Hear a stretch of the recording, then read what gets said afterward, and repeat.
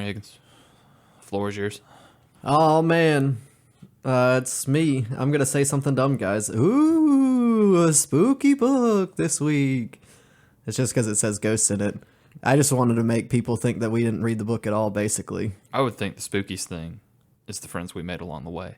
And all the And now teenage all the commitment angst. Okay. We'll get into it. Let's just start.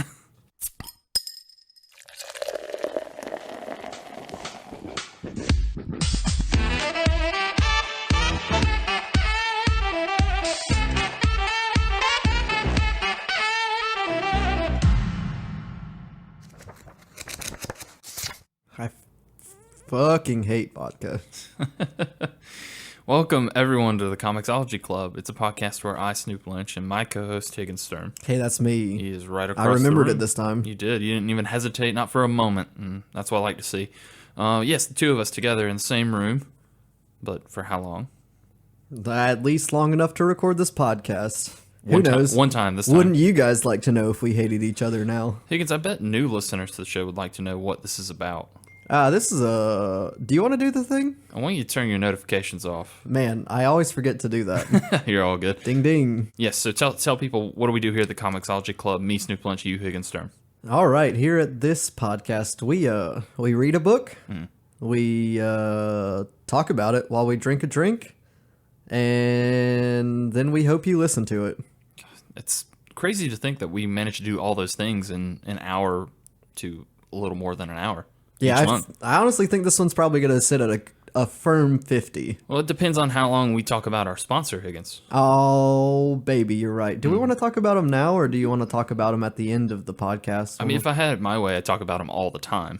Yeah. And that him I'm referring to is our friend, Michael Lopez. Michael Lopez. And specifically, I'm talking about his business venture, 008 Studios. Yes. Yeah. He's got it all. He's got it all. Well, he recently told me that he doesn't have it all. And I'm sorry for everybody that has music dreams, but your dreams are crushed as far as 0-0-8 Studios is concerned. Yes, you made quite a blunder. Yeah. Apparently you, not me, as I was told. And I'm going to believe that because I'm not going to go back and listen. I believe it because I say a lot of words on this thing. And that's fine, 99% of it's sometimes accurate. But yes, you said that he does music and he doesn't, but maybe one day? Maybe one day. Once day. he meets somebody that has that ear, has that special ear. That sparks that passion. Maybe that could in be him, us one day. I like music. Well, because we're too busy doing podcasts for You're him. right. I'm not going to do that for you, Michael. Don't even put that thought in your brain. But one thing Michael can do for you, Higgins, and anyone else who's interested, is you go to his website, you get in touch with him and be like, hey, I want to make something, not music, just to specify, but I want to make something else. Don't you dare try to make music in the studio. Unless, of course, you yourself maybe want to make music for a video game. Maybe he can get you in touch with someone who's making a video game. This is all conjecture. He might correct us, and I'll have to come back next month and say no. But for right now, I'm going to say one thing he has definitely done is written and published his own book through his business, and you can get it right here, right now, Higgins. It's called The Eternal Crown, Dawning of the Red Sun. God, I'm glad you remembered the subtitle because I can never remember it. Don't even have to look at the spine of the book anymore. I'm quite impressed. And if you want to hear more about that book and hear more of Michael's voice, you can do that in a couple different ways. Like I said, you can go buy the book, read it, talk about it with your friends. And we're going to do that, you and me, after we read the book. Now, we're going to do a regular episode this month, and we're going to talk about Ghost World. Next month, though, we're coming back.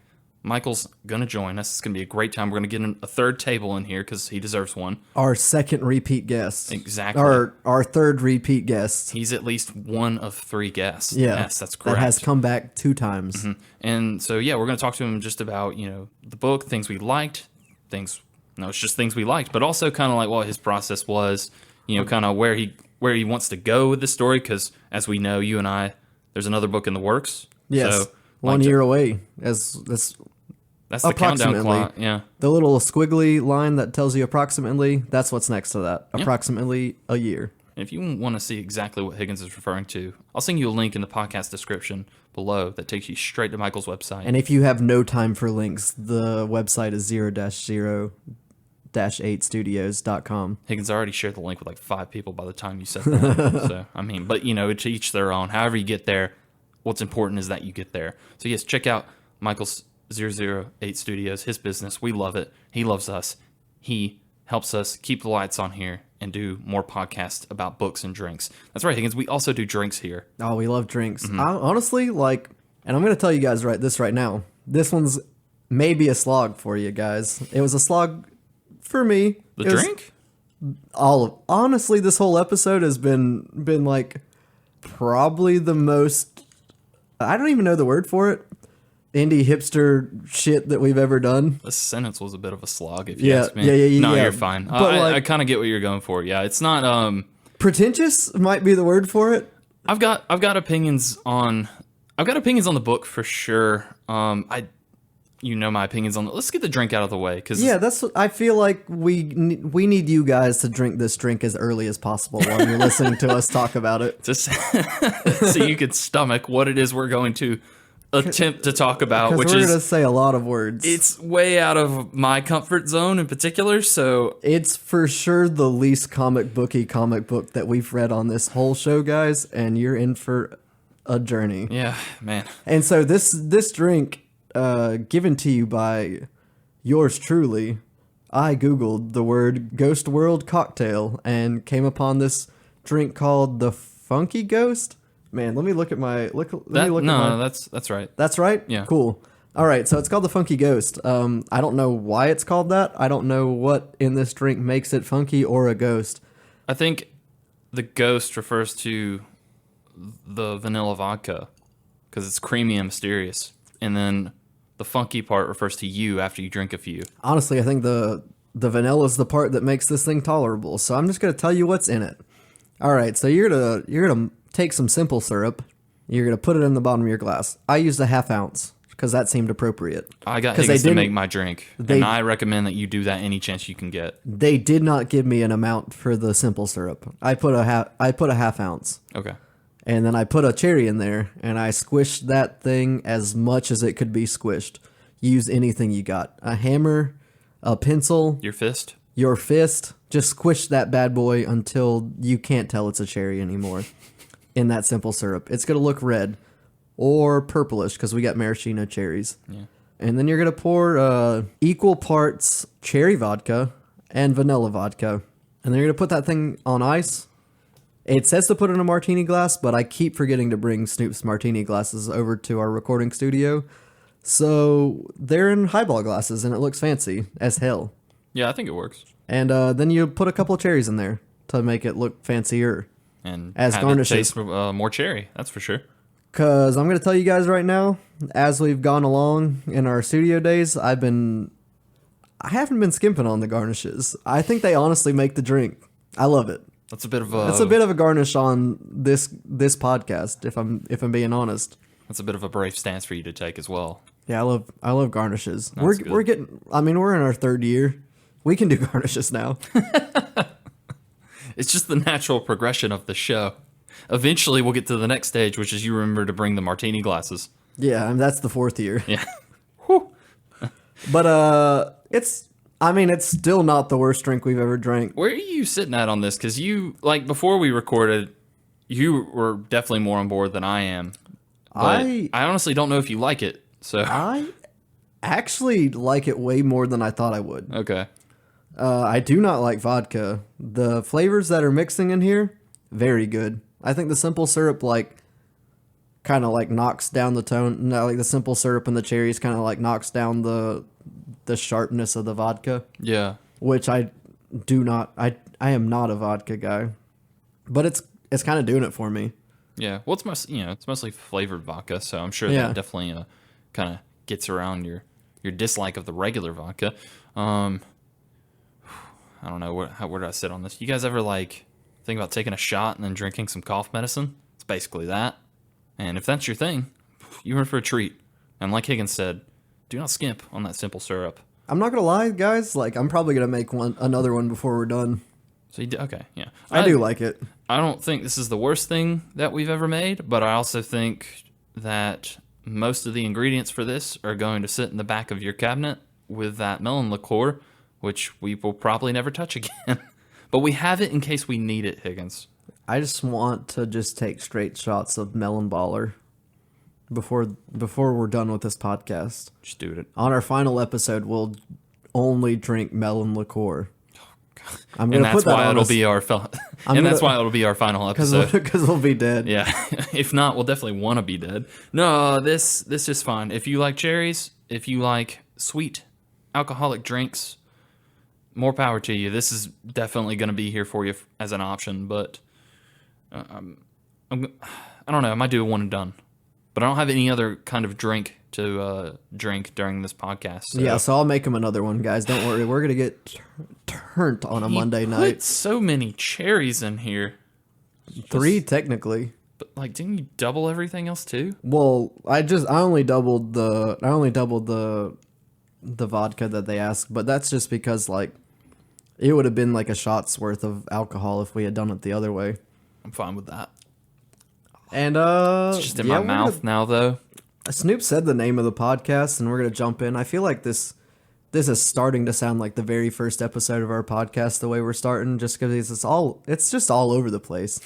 Who knows where we're going? Hasn't been this all over the place since our first recording of that Moon Knight episode. Oh baby, yeah. We're not re-recording this though. To be clear, still not bitter about it.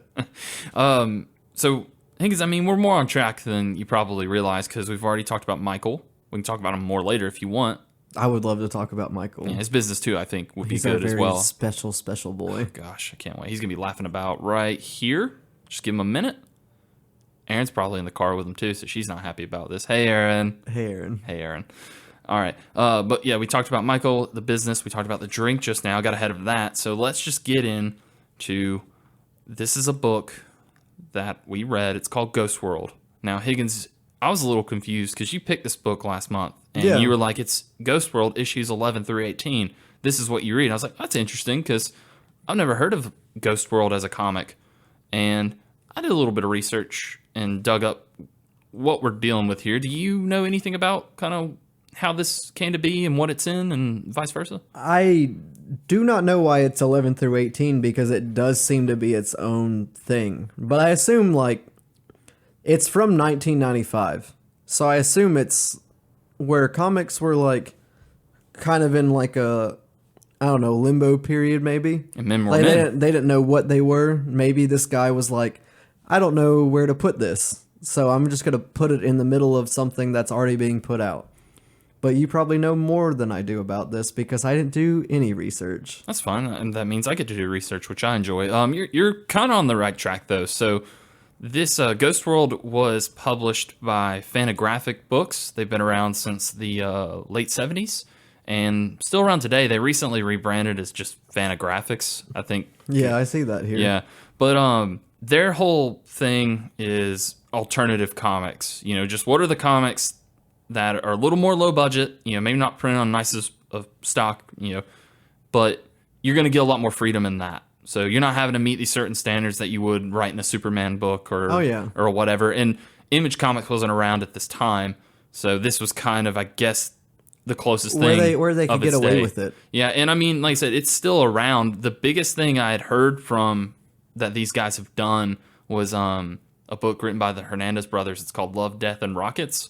And that's a Netflix thing, right? Or no, you're that's talking about Love, Death, and Cats. Robots. Robots, okay. New season coming out soon. By the okay. way. Yeah. No, so this is kind of this book is interesting to me just because one, it's been around since it says 82 is when it started, and it's still going. And it's basically these two brothers, the Hernandez brothers. It's this long running soap opera kind of story about these friends and these families. And they age in real time, so it's like the main character started out probably in, I want to say, like his 20s or 30s, and I think now he's a grandfather, and so it's kind of like telling stories about him. Yeah. And they'll switch off, so like this on this issue, this story arc, whatever, this one will write, and then the other one will draw, and then they'll switch kind of thing.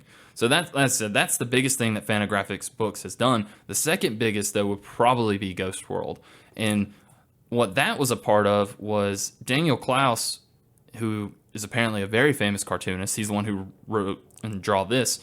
He had been doing a series for Fantagraphics called 8 Ball, which was just short stories told in like comic issues. So issue 11 through 18 of 8 Ball makes up this story, Ghost World, is how it works. Okay, that's neat. Yeah, and so yeah, that's kind of, because it's all Daniel Clowes, like it's his running anthology series kind of thing. I don't think really any of these stories that he's done under the 8 Ball banner, whatever you want to call it, they're connected. I think it's just, we need comics. What can you give us? And so this is the most famous that he had done during that series, and it's basically about 2 girls who live in this small nothing town, just like us when we were in high school. Just a couple of young lasses out on the prowl. It's their, like, as far as I can tell, it's their summer between like them finishing high school and them deciding what to do with the rest of their lives, basically. Yeah, because a lot of times with I don't want to say college because like that's kind of up in the air for a lot of the things they're talking about. And the premise is very relatable as far as just, it's these 2 girls who are kind of, they're moving on to this next stage of life, and just like everybody else around that time, they don't know what they're supposed to do. I think it hits even harder for you when you live in a small town like this, where it's either you go to college and you go off somewhere because there's just nothing in this town, or you stay here and you end up being the waitress at the local diner like 40 years later. Yeah, you have your 3 to 4 spots that you frequent and you go to, and that's definitely not us, guys. Definitely not us. I don't know what you're talking about. Like, we're not pretentious as hell like these characters are, but I do feel like it was us before we decided what we want to do with the rest of our lives. Yeah, it's it's that coming of age story that... It's a good slice of life type stuff. It's definitely slice of life. So this book apparently is really well loved, and we talked a little bit about it, and I've seen some of it, but they eventually made a movie out of this story later in like 2001. It's got Scarlett Johansson in it. Wow. Yeah, that's what I said. Steve Buscemi is in it. It's a whole thing. If you want me to go into what I did see, I'll hold it after the book itself. But this book, when it came out, was a big deal for people. And I think a lot of it has to do with that premise hits so hard with so many people.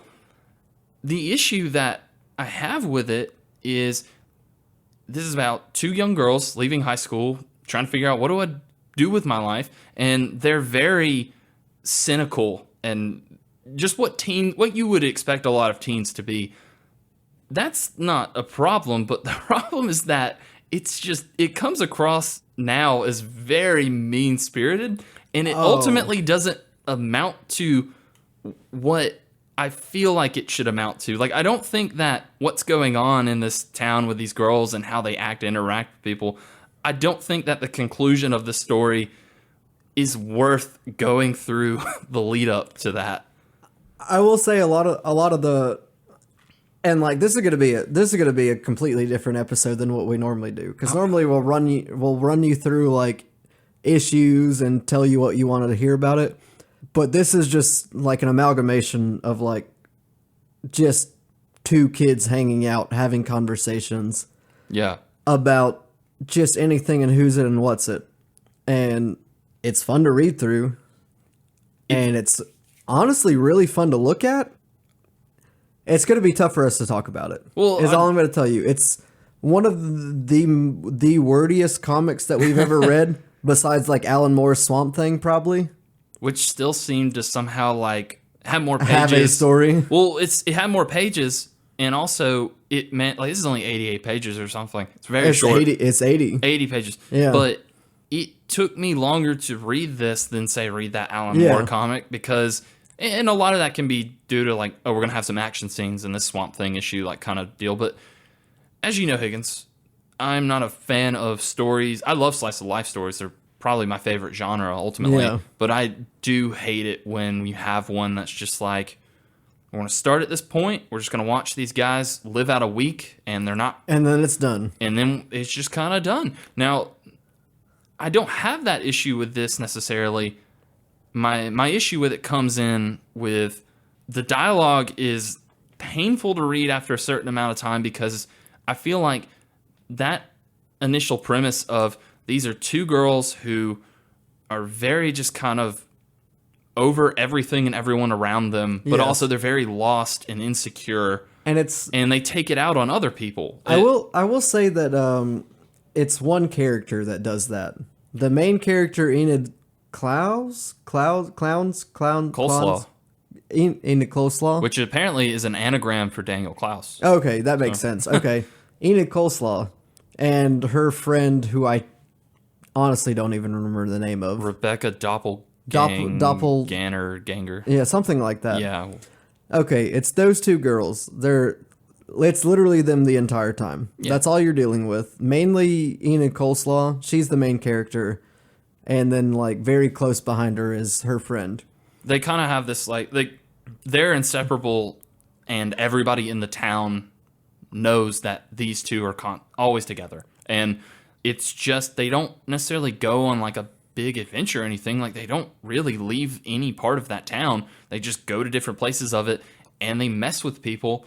And I think that this had an opportunity to do something really interesting, but it just kind of doesn't. And I think that, one, I don't like that already. You know that. Yeah. But I think what really makes me not like this is it's just so mean.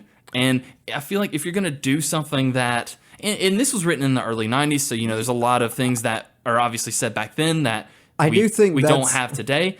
But to do that the entire book and not really have any kind of lesson from that, or have these characters grow in a noticeable way for me, that really just kind of brought it down a lot. Yeah, I do think that's the thing. It's like they like the very start of the book, they're like cynical about graduating. They don't know what they're going to do with their life. They're friends, and this is technically a spoiler for the end of the book. They end up technically not being friends. They live through their summer together, which is what we see. We see the summer from their high school graduation to their eventual, like, I'm going to do adult things now. And you see that. You just see the summer through that. These 80 pages show you what they do through those amount of times. And their favorite pastime is people watching. Yes, they go to any diner they can find and just sit there and talk about people. Just talk shit about any of the local people in this small town, which, as me and you know, watching people in a small town is about the most fun thing that you can do. Yeah, and especially like when you're a kid and you have no money, it's free. Yeah, exactly. So you're going to do it. And a lot of it comes from just like any kid back then who does that. I mean, I'm guilty of it. It comes from your own insecurities and what you don't want people to know about you because you're afraid of how they'll respond. And so it's that classic of, well, I'm going to make fun of you and bring attention on you. That way I don't stand out and everyone makes fun of you instead of me.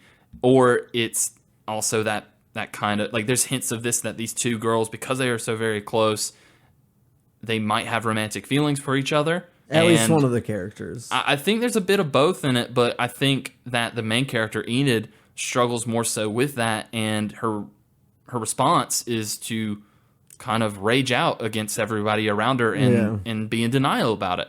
And so when you have that idea, and like I said, this is just, the dialogue in this is very, very, like, uncomfortable, and I think that's fine. But then to not have that character, not have us see that character learn a lesson of, you are doing this out of hatred for yourself, which she does kind of bring up, but we don't see that movement towards her getting better and her treating other people better. Yeah, and that's like a lot of the points, like I see in like a lot of the reviews, just on the back of the book, because I actually. Hey, look at me, guys! I bought the book. He bought the book, and like a lot of the things are like, it's like, hey, this is just people being people, and that's honestly, as far as comics go, back in those days, you were getting superhero comics. You weren't, or the newspaper comics. You weren't getting like people just being people. Like, I mean, we're spoiled now. Image Comics is doing great things. Yeah. And like other like independent comic companies are doing great things where you can get a story, but you don't see people just being people, especially not shitty people. You don't see people just being the two people that you see walking down the road. talking shit about everybody. And I think that's why it did make the headway, the impact and headway that it is because it is and probably was like one of like the like iconic pieces of the time. Like with the main character, she's against everything. Even at times where you're like, oh, she actually likes this character. 2 pages later, you're like, oh, I can't tell if she liked that character like 2 seconds ago, and now she seems like she wouldn't want to be in a room with them versus a room with like a swarm of stinging bees or something like that. Yeah, it's very hard to kind of get a handle on, is there anything that she enjoys? And you see that kind of, like, if anywhere, you see it with her friendship with the best friend, because they're also like taking shots at each other.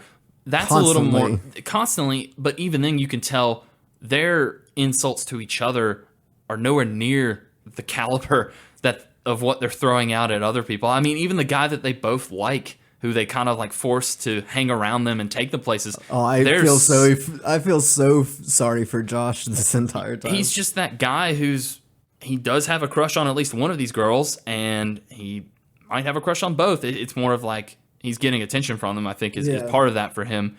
But he just puts up with their bullshit. That works in a way for me because when you do live in a town like this, having done so, you are kind of more prone to put up with people and things they say that you might not necessarily like because, well, if I make this person mad, that's one of the 10 people that are in this town, so I need somebody to be around and, give attention to me. Like, I see, like you were saying, there's a lot of realistic kind of elements to the story, and it obviously comes from a personal place of Daniel Clowes' history. This town is supposed to be based on kind of a mix of LA and San Francisco at the time because he moved from LA to San Francisco, and so he's bringing that in. Okay. The title of this story, Ghost World, comes from he was walking down the street one day, and on a building in Chicago, he saw Ghost World graffitied on a wall. And that does come up a lot. They see a lot of Ghost World with graffiti. Yeah. Well, actually, it didn't come up until like the 6th issue. Maybe. As far as you see who's doing it, but it is like that is how it shows up. Is it's like, oh, it's Ghost World written on a wall. I think you're right. I think that the reason this did so well, especially at the time, is because superhero comics were great, but they were still that kind of element of fantasy where these characters aren't real people that we can relate to a lot of times. Like, I guess you have your exceptions like a Spider-Man. That's partly what makes him so great, even from the beginning, is he's Peter Parker. I could be this guy. I live in Brooklyn. But then you still have Bruce Wayne and Superman and Wonder Woman. Like, that wasn't who people saw themselves in. This was more likely. But I think also, too, this pushes away a lot of people because there's some rough insults in here. And I'm typically not one of those people that, like, I do feel uncomfortable when I read the way that these girls talk about people. And that is I think that's partly the point, is to show these are our main characters, but they're not great people. Oh, and they're not likable in the slightest. I guess my thing with it is, if you are going to really hammer this idea of, these girls suck, and they hate themselves, and they hate everyone around them. If you're going to do something that kind of heavy, I want to see it amount to something and go either... I want to go in one direction or the other. I don't want to just read 80 pages of, wow, I didn't think that you could insult a Jewish person this way, but I guess I know that now. But I don't want to read that for 80 pages and then it just end, because it's like, now I just feel like, I don't know, I just feel not gross, but I don't like it, I guess, kind of where it ends for me. That's the other thing about this comic is we live in an age where we're getting our comics, and most of the things we've read, they're already finished. We get a full volume and we read it, and a lot of the time I don't even read a thing unless it has a full volume. Mm-hmm. I think when comics were coming out back then, it's I'm getting this one issue at a time, and so you're getting maybe 15 pages of this, and you're like, oh, that's pretty good. And then a month later you get another 15 pages, and it's oh. It's that was pretty shitty, but I only had to deal with 15 pages of that. Mm-hmm. And then I get to wait. And I feel I haven't done my research enough to know how often these were released. But I feel like a lot of the time with comics back then, you weren't getting them just like thrown in your face like that. Oh, these were very sparse. This is like, it started in 93 and went to 97 before it finally finished. Yeah, and that's what I'm saying. We have like maybe 6 to, let me look at the table of contents real quick. We have 8 chapters over 4 years. So like, I think it is palatable in that short setting. I think the way we read it probably isn't the best way to do it. Well, what's interesting about it is I read that Clowes, his original idea for the story was to only do the one chapter. Oh, the original first chapter? Yeah, like that was going to be it. And I think it's partly why it was spaced out so far, is because he didn't want to do anything else with it for a bit, and then he came back to it, obviously. And it does end, like, I will say, like, as far as the ending goes, like, it does give you a definitive ending for these characters' journey, because you have, like, the constant kind of conflict between the two friends, quote, air quotes there. Yeah, Enid and Rebecca is, it's later revealed kind of about halfway through that Enid's dad wants her to go to Strathmore College. Yeah, just college in general. So, and that's, she'll have to move away, and they actually kind of do a better job with this, setting this up in the movie, but like, their original plan, Becky and Enid, was to stay in the town and stay together, or if they were going to go to college, to do it together. Their plan was to always be together, but you can tell that as it goes, Enid's pulling away from her best friend.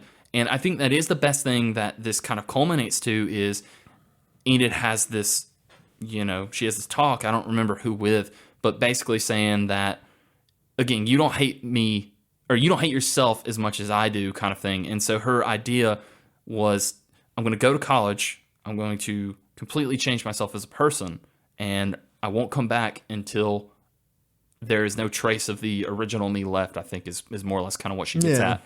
And I think maybe they do kind of set it up at the very end, because Becky decides to date Josh, the friend that they've been messing with the whole time, and stay in the town. She ends up, it cuts ahead a few years at the end, and she ends up working at the diner, and then Enid seems to get on this bus that hasn't been in operation for a couple of years, but for whatever reason, a bus shows up. Now, I've read a few different things about kind of what that's supposed to mean. Some people believe that because that bus line wasn't operational, it was kind of a metaphor for she's just going to commit suicide.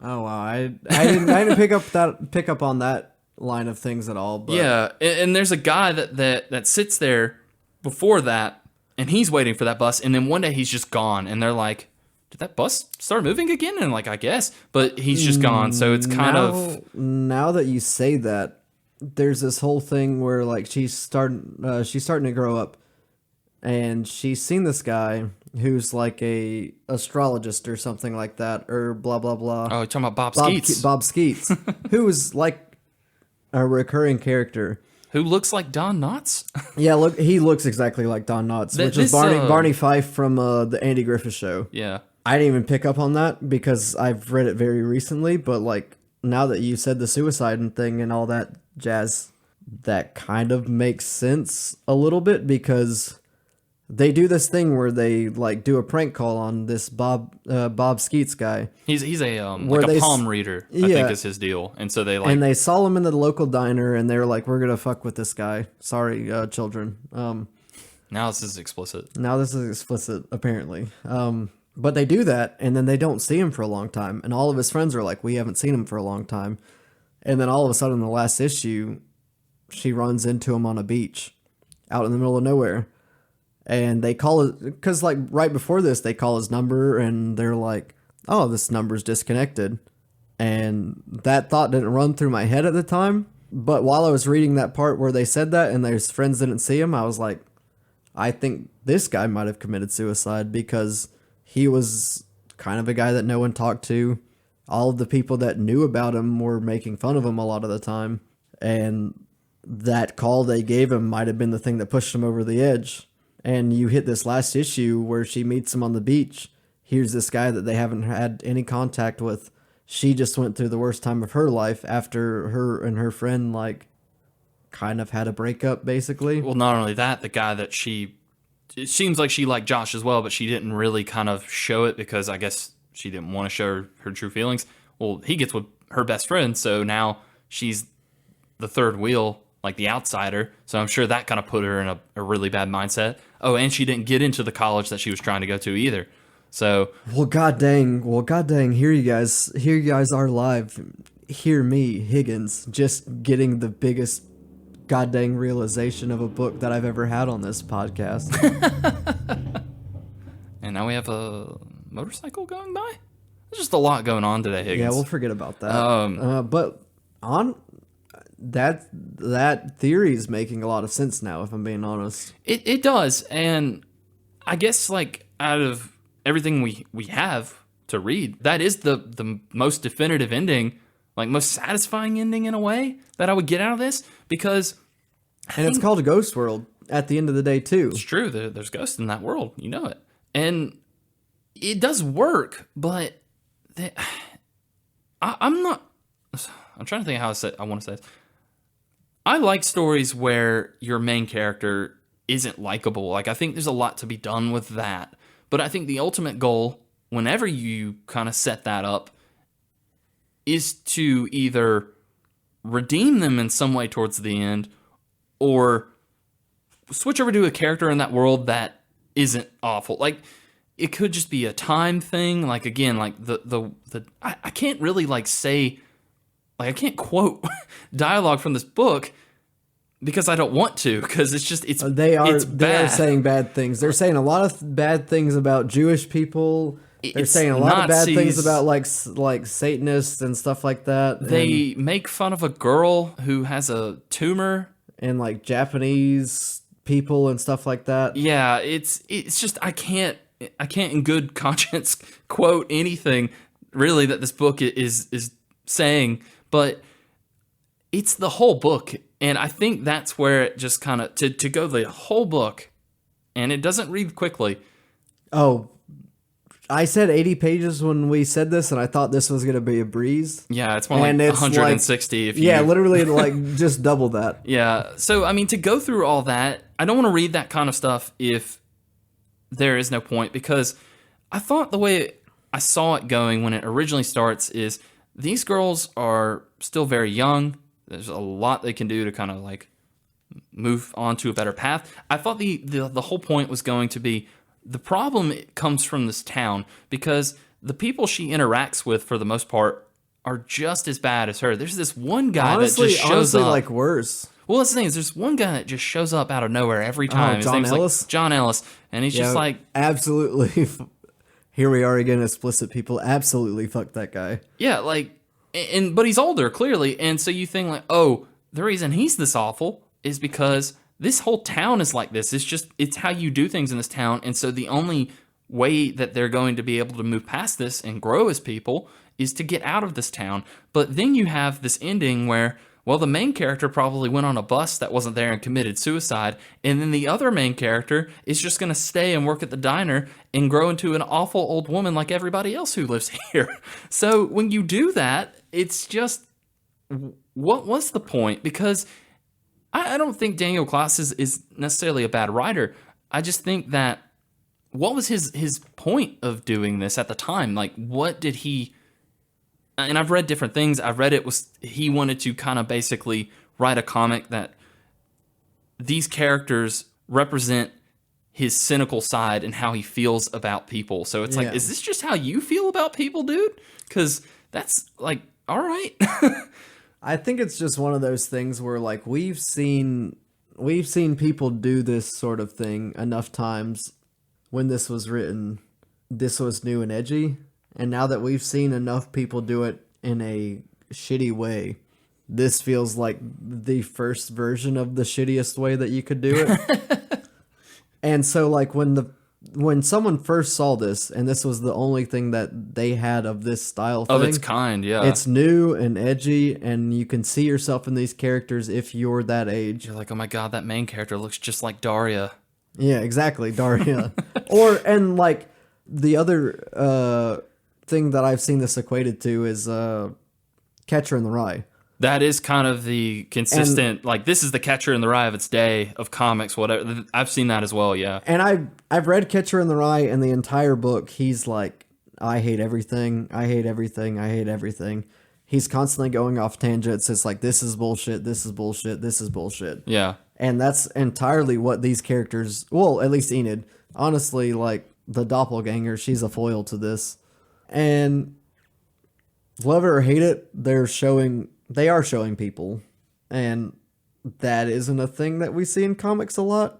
Honestly, a lot of the time in comics, even if it's dark and gritty, we're seeing like a good side come out eventually. Yeah. And that never happens in this. So at the end of the day, this is something that would probably win an Oscar if it came out back in the day. It did come out and it didn't. Well, yeah, but they probably made it I think it did get nominated They probably made it shittily. But. Well, I think it did get the movie we're talking about. I think it did get nominated for best like adapted screenplay. Yeah. And Daniel Clowes co-wrote that screenplay. So I've seen 20 minutes of it. If you have any questions, I'm going to watch it before the next podcast. So like, see if you make it through. Cause I'll watch it. It'll be fine. It's very bravo.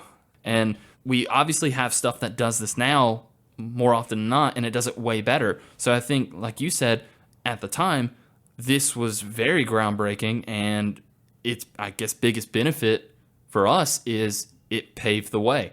And so for that, like, I am kind of glad that this is, it's a piece of history and exists, and if you are interested in it, you should read it. But hey, man, this is the comic that we read that makes this podcast. I'm not qualified to talk about these things.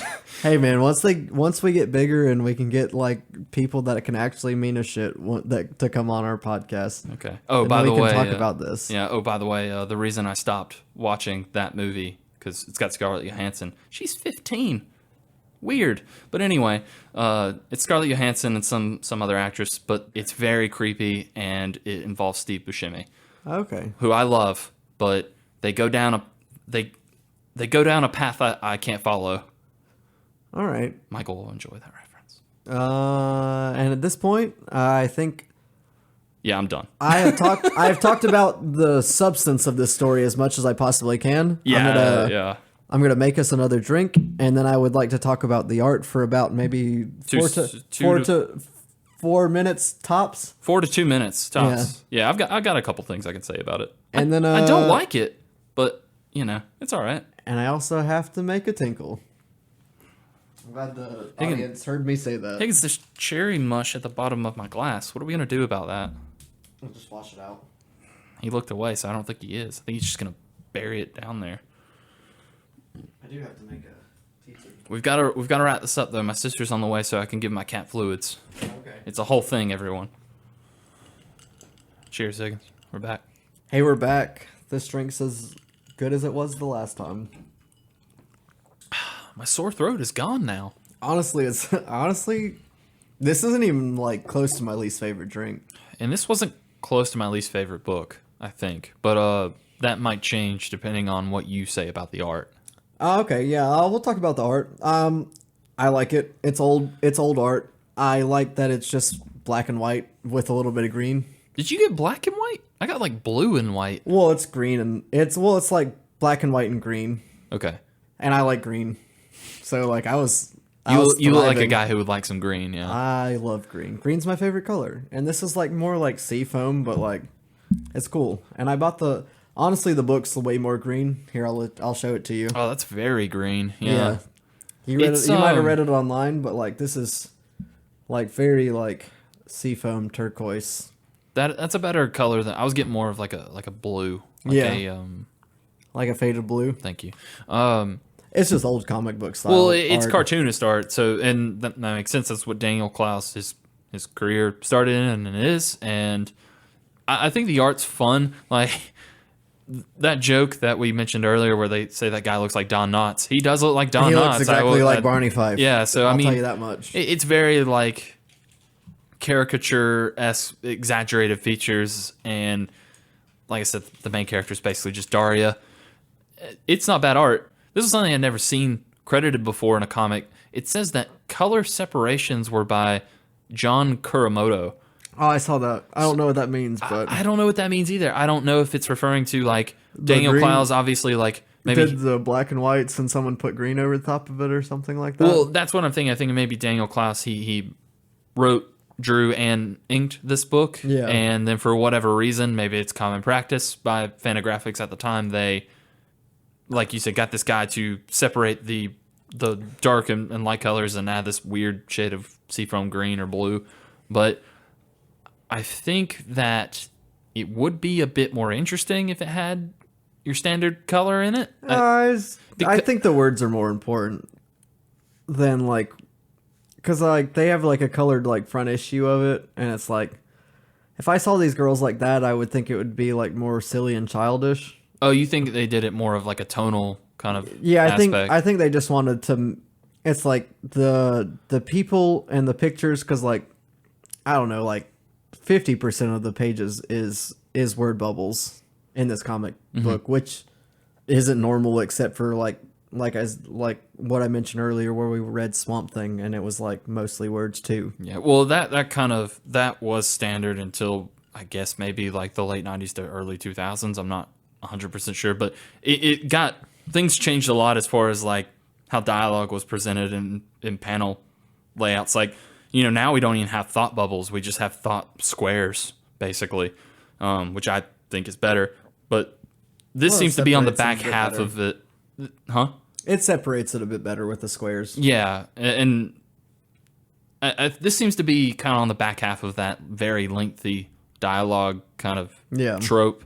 I didn't think about like kind of how the blues and blacks and whites, like how it's just those colors affect the mood of the book. I think that's a pretty good point, actually, that this is supposed to be at its core a more serious story about cynicism and teen angst and depression and potentially suicide. So that makes a lot of sense, actually. And it could just be a simple budget thing. Could just be like, we don't have money to give you a full-on colorist. Well, so, like normally I feel like normally comics back then they weren't focused about the art so much as what you were trying to tell somebody. Yeah, it's not bad. I don't. If I saw it, I'd be like, oh yeah, it's from that book. But I don't think I can, in my head, come up with any memorable page or panel or drawing. Like nothing really comes to mind except, honestly, probably just the cover of the story, which I think the cover of like that I remember because I saw it everywhere, and that's it though. It's just not for me, I think, but it's not bad, certainly. Yeah, it's an old book. We picked an old one. We went out of our comfort zone. Well, it's about as old as us. Which is more than we can say about those other podcasts. Those cowards. Yeah. No, I'm just kidding. You're all great and brave.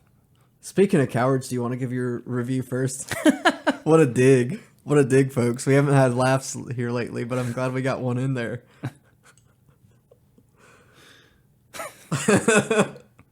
It's going to take me a little time to come back from that one. I need to recover. I'll rate this book. I have absolutely no idea what to like equate this to. Like, I'm going to give you a number probably, but I'm going to try to think of something fun to like do it.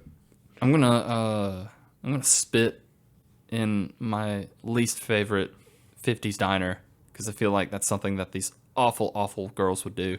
And I hope that I genuinely hope they get better and that girl just went on a bus to a different town. I hope she didn't actually commit suicide. That's my review. I'm going to give it one childish record from my youth called A Smile and a Ribbon. Oh. Which is about a 6.5. It's a little lower than normal. A little it's... There's room. I enjoy things pretty thoroughly, but I'm going to read and or enjoy anything above like a 6 usually. So like... You texted me before we did this, so you're just like, I don't know how this is going to go. Yeah. I think overall it went better than I thought, but yeah, I mean, we talked pretty consistently, and like honestly, as far as like an analysis and whatnot of like what we actually read versus like just throwing a synopsis at you guys, I think we nailed it. I think we're ready for bigger and better topics now, Snoop. Well, that's perfect because our next topic is Michael's book, The Eternal Crown: Dawning of the Red Sun. Oh yeah. Do you want to say anything about that before we go? Nah. No, go buy it. Yeah, go buy it. Yeah. I've only read the first like 3 pages of the first chapter so far, so I got a lot of work ahead of me. You're 2 pages behind Aaron, I think. And she's his wife, so that's, Wow, Aaron. Let's say hey to Aaron again. Hey, Aaron. Hey, Aaron. Hey, good. I'm excited to read it. It very much feels like a book that I will be kind of interested in. I like the fantasy genre. Have we ever talked about the synopsis of his book on the show? Because I don't know. As well. Can you read that for me? I don't have the book in front of me. Here, take this one. You read a better synopsis than I typically do. Okay. Did he have a synopsis in here? I don't know. Son of a bitch. Oh, here we go. Wait. No, that's the next one. Oh my gosh. I didn't even realize there's an ad for the next book in here. Oh, wow. We'll talk about that next time. Hey, man, this is a fantasy book, guys. That's the synopsis. You can do this. Hold on. Yeah, my book's at home. We didn't even talk about the priest that had, like, child porn. God. Do we have to talk about the priest that had virtual child porn and then real child porn? Or can we just say that he had it and move on? I think that's all we had to say. Okay. Again, there's nothing in this book that I could just quote comfortably. Not Michael's book, to be clear. No, it's real bad, and they had pictures, which wasn't great. Kind of. Yeah. But I'm looking forward to Michael's book. Yes. Nothing to do with Michael's book, obviously. I'm going to have a link to his site, so you can go on there. You can buy it directly from the site. I think he says that you can get a physical copy ordered from Barnes & Noble, if I remember correctly. It should all be there. There is a way to read his book and buy his book, which you should, on his site. So God, go buy that book. God, buy it right now. If you want me to buy you the book for you, just let me know, because I probably will. Pay an extra $1, get a signature from him. Yeah, Pay us an extra $1, we get an extra $1. Yeah. That's good for us. That's great for us. You know what's even better, Higgins? Doing that last segment we do. Dun-na-na-na, dun-na-na-na, dun-na-na-na. Readings for squares. Caught you off guard that time. I don't know if you noticed, but I went a little slower that time. You really added anticipation. Yeah. That must have been your teen angst coming out. Yeah, I wasn't feeling it, you know. I'm just feeling a little down. All right. Well, what would make you feel a little up, Higgins? I watched Toy Story 4. I wanted to get down off my dumps after reading this angsty book, and I went back to my childhood roots. It came out before the pandemic, and I just had never watched it for whatever reason. I still haven't watched it. Any good? I watched it with Bethany. She recommended it to me. Hey, Bethany. And I told her I would give her a shout out. And then I told her that she would have to feel bad because she doesn't listen to our podcast either. Okay. Bethany's Mallory's sister, so yeah. So 2 sisters in a row don't listen to our podcast. What about the third sister? I don't know. It's all right. We'll keep that one a mystery. Yeah, we'll keep that one a mystery until maybe she wants to be on here. But Toy Story 4, honestly. Let me ask you a question to maybe help kind of guide your thoughts. Should they have made this movie? Yes. Okay. Very, very, very, very good. I enjoyed this movie a lot. Honestly, my top 2, they really knocked it out of the park with 3 and 4. Honestly, 1's only good because it was number 1. It's good, but 3 and 4 really capitalize on what this movie can be. And, I mean, 2 shit, but, I mean, it gives us some good characters. I don't really like 2 that much either. But 4 kind of does what 3 does, where it makes you feel things and, like, brings you these characters you know and love. But it's honestly, like, probably the funniest Toy Story movie that I've watched. I laughed more than I've laughed at a Pixar movie in, like, the longest time. And I'm an adult now. And it's nice to know that they make these not just for the children. Like, you can enjoy these movies no matter what age you like watch them. And it also like brings in the element of like you come off the end of 3 and like Woody and Buzz and all of the characters you know and love are a part of a new family now. Andy gives up his toys at the end of 3. Spoilers if you've never seen Toy Story 3, but the new character is Bonnie, and she has these characters, and Woody has become a wayside because honestly nobody likes cowboys anymore. Like, what are we doing here? Mm-hmm. Like, we don't like them anymore. And basically Woody is just going through the journey of realizing that he just wants to make kids that want toys happy, basically. He doesn't want to be the main toy that his child focuses on anymore. He wants their life to be as happy as they can. And this girl makes this like little craft project art thing called Forky. She calls it Forky. It's like a spork with like pipe cleaners and like googly eyes and stuff like that. And it thinks it's trash. And then like they slowly work it to where like, oh, maybe this trash is something that's important to anybody. And it's like super neat. They do a lot of fun stuff with it. They have a lot of big names. Like I'm pretty sure Sporky is played by John Mulaney. And it's just a whole lot of fun. Like it's a very fun watch. If you've like been skeptical about it as like an adult, like watch this movie. This movie is made for our age group. Yeah. Well, that makes sense since it started with our age group. This movie is for sure a children's movie, but like honestly, as far as Toy Story goes, they've progressed it throughout our years. Like we've hit the sweet spot where like Toy Story 1 was our childhood. Toy Story 2 like grew up with us. Toy Story 3 like hit us right when we went to college. And now Toy Story 4, we're adults and we understand that toys are necessary to help children in the future. And they're an important part to help these kids grow up, basically. Yeah, that's always kind of been the interesting thing about that franchise is it's got an odd amount of heart to it and kind of it has these weird little life lessons that you wouldn't think you get from something as trivial as a children's toy, but you do. It's exactly why they made that third movie when they did, because people our age that grew up with the first one, going to college. Literally, like when I think it came out when I was 18. Yeah, so of course it hits as well as it does. And what's crazy to me about that franchise is because they take these long gaps and keep making movies, like on the outside, it looks like a big risk. Like when I heard Toy Story 3 was coming back, I'm like, oh, I don't really like the second one that much, to be honest.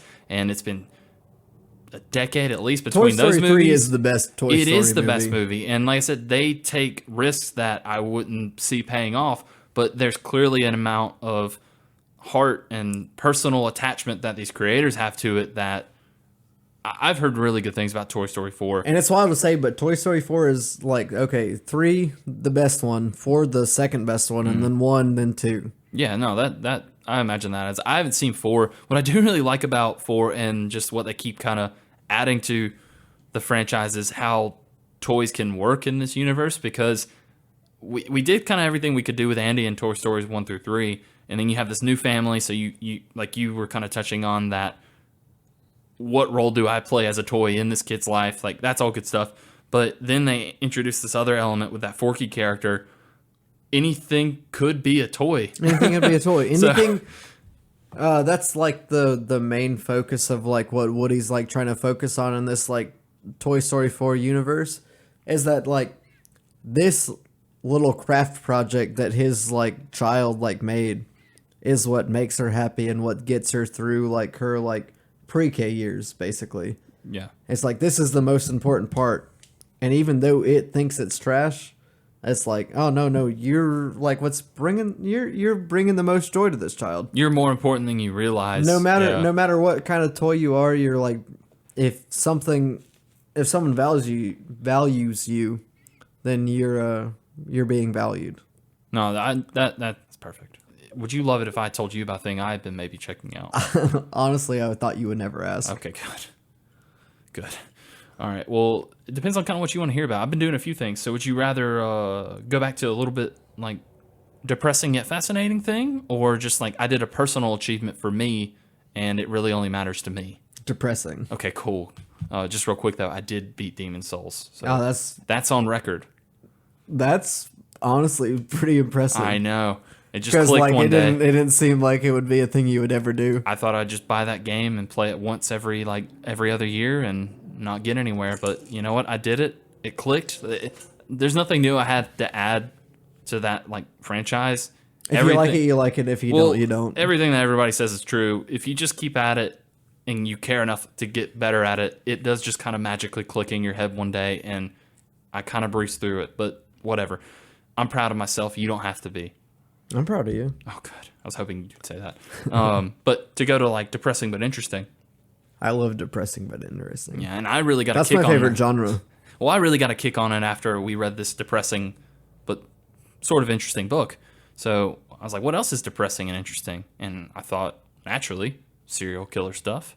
And Netflix just released their they have this series that they do every now and again called Conversations with a Killer. Oh yeah. So it's just they have apparently when serial killers were serial killing, they got a couple of them in, and they're like, "Do you want to talk about everything you've done?" I absolutely love that.